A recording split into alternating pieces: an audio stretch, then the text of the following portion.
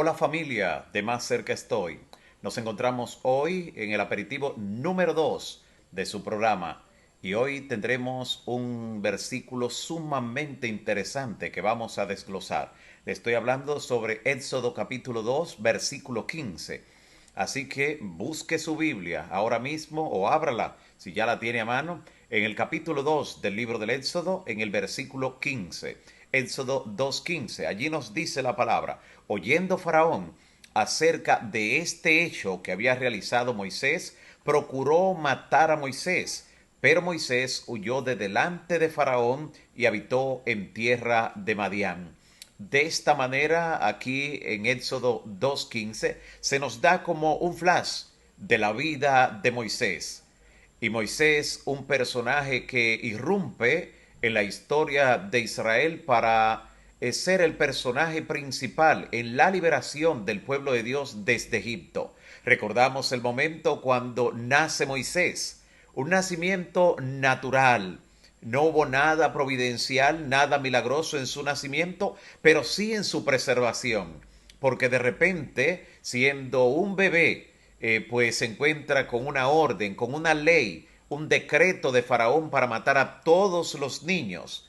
Era una estrategia de Faraón para hacer de alguna manera desaparecer a aquellos hombres que pudieran llegar a ser soldados, que pudieran salir al frente del pueblo y posiblemente liberarse del yugo de la esclavitud de allí en Egipto. Sin embargo, justamente ante ese hecho, ante esa amenaza que tenían los niños que nacían en el tiempo de Moisés, vemos entonces la mano de Dios obrando en una forma extraordinaria, manejando los asuntos en una forma que realmente glorificarían su nombre.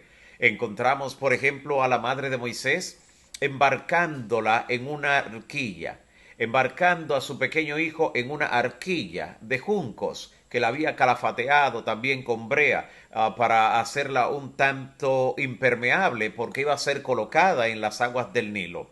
Y ante ese evento donde la hermanita de Moisés, María, le da seguimiento a la arquilla de juncos donde va Moisés su hermano, de repente hechos providenciales tienen lugar donde la hija de Faraón se interesa en este niño que inmediatamente lo saca del río y cuando pregunta dónde obtendría alguien para criarle, inmediatamente María, la hermanita de Moisés, siendo una niña, Dios le pone esa idea brillante en su mente de decirle: yo te buscaré a una nodriza de las hebreas, una mujer para que te lo críe.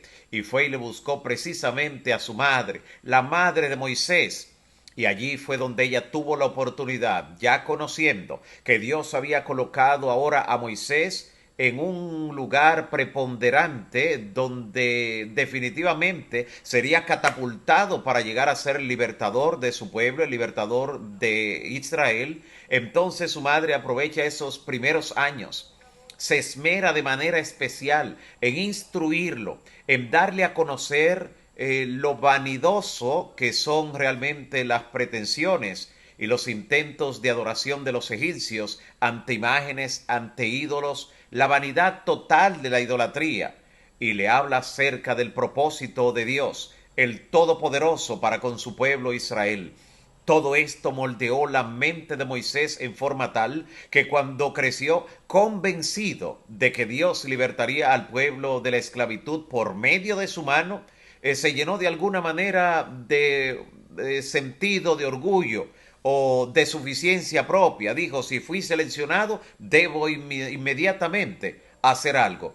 Y es por esto que lo vemos interviniendo en algunas peleas. En una de ellas tuvo incluso, se vio obligado o forzado a matar a un egipcio. Y cuando esto se descubrió, entonces vemos la forma como Dios hace que Moisés llegue al lugar donde le encontramos ahora, huyendo en el desierto, según nos presenta este versículo de Éxodo capítulo 2, versículo 15. Se encuentra huyendo de Faraón, quien quería matarlo. Se dio cuenta de que algo no andaba bien, de que algún tipo de complot podría haber en este muchacho, en este joven, ya todo un hombre que había sido criado en la corte, pero que por sus venas corría sangre israelita. y por eso le persigue. Y allí Dios decide utilizar ese exilio de Moisés para que aprenda una lección importante. Lejos ya de todo el poder que le rodeaba en Egipto, de toda la abundancia, de todo lo que significaba la jerarquía en la que había sido criado, Moisés ahora en humildad, en mansedumbre, comienza a aprender que Dios es el que tiene la última palabra, que nada puede lograrse humanamente hablando si no es por la intervención del Todopoderoso.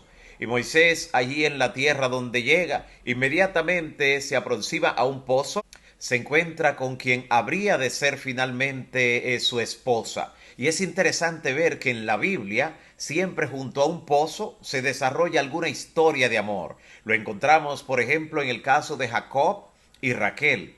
Lo encontramos en el caso también de Isaac con Rebeca, porque aquel Eliezer Damaseno, el siervo de Abraham que fue a buscarle esposa, la encontró junto a un pozo, justamente dando a beber a las ovejas de su padre. Pero lo mismo vamos a encontrar con Moisés. Moisés también se encontrará ahora con Séfora aquí junto a un pozo.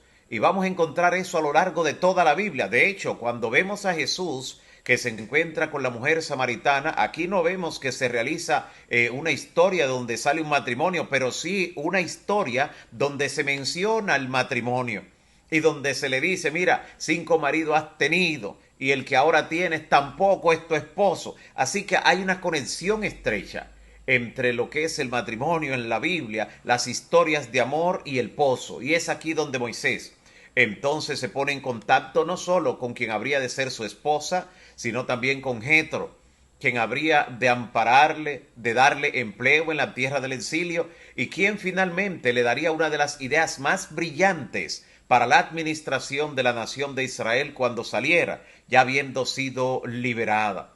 Así que nada de lo que ocurre en la vida del ser humano, sobre todo en la vida de aquella persona que esté en las manos de Dios, nada ocurre por casualidad. Tal fue el caso de Moisés, tal es el caso de tu vida. Nada de lo que ha ocurrido hasta este instante, aun aquellas cosas que parece que te han alejado del propósito original de Dios, como fue el exilio de Moisés al desierto, a la tierra de Madián, todo ello, si continúas esperando en Jehová, si continúas confiando tu vida a Él y tus planes, Dios finalmente cumplirá su propósito en ti, cuando en forma extraordinaria, cuando de manera sobrenatural, milagrosa, Dios nueva vez te llame para finalizar la obra que ha iniciado en tu vida. Otras cosas podríamos decir de lo que Dios logró a través de su siervo Moisés. Pero esto tan solo es un aperitivo y debes seguir profundizando, debes seguir escudriñando en esta vida importante que cambió para siempre la historia del pueblo de Israel. Que el Todopoderoso pueda bendecirte, que su propósito se cumpla plenamente en tu vida y que también Dios pueda dirigirte, aun si estás en la tierra del exilio, aun si te has alejado del propósito original de Dios porque cometiste un error, como el asesinato que cometió Moisés.